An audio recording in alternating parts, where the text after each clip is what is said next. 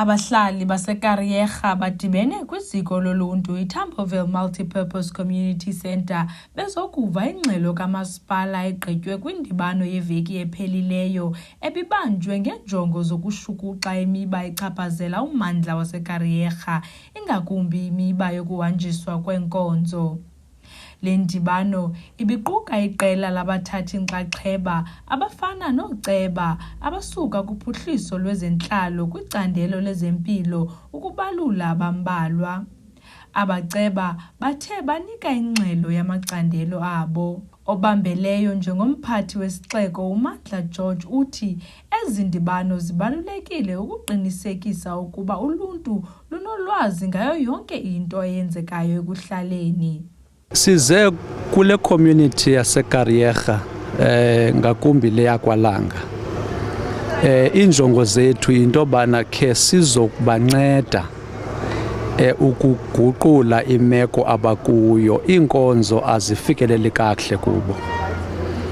Yile nto siqonda into bana makhe size ngokwethu sizoqiniseka into ba asizi uzomamela izikhalazo zabo zodwa. Siza neenkonzo zonke kuzosetyenzwa. Uyabona kuthe bhazalala apha kuyaklinwa, kulungiswa ii-drains eziphihlikayo nolindle olubaleka ezitratweni.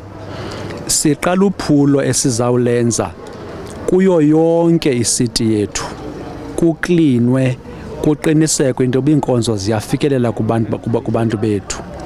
And iinjongo zethu kuqiniseka nje into yoba abantu basemetro balo masipala wonke mabayazi imali yabo yenzani, mabayibone bayiphile isenza izinto abanqwenela into yoba mazenzeke.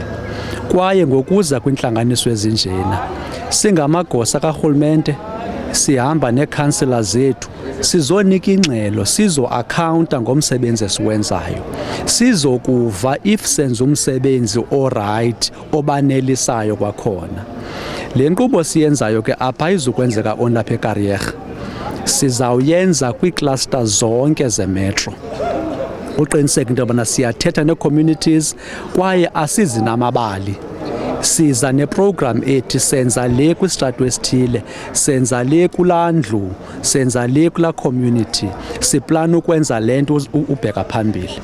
Yile nto izasinceda leyo uqiniseka into yobana unxibelelwano lwethu nee-communities kumasipala oMbaxa luyakhula, nokuthi also singamagosa karhulumente makhe siyazi zintoni ezingxaki zibangela into yoba iinkonzo zingafikeli ebantwini. Singapheli uzazi odwa, sifike eziofisini sizilungise kwenzela into yoba iinkonzo zifikele ebantwini. So yiprogram lena msasazi endizayiqhuba ngokwam.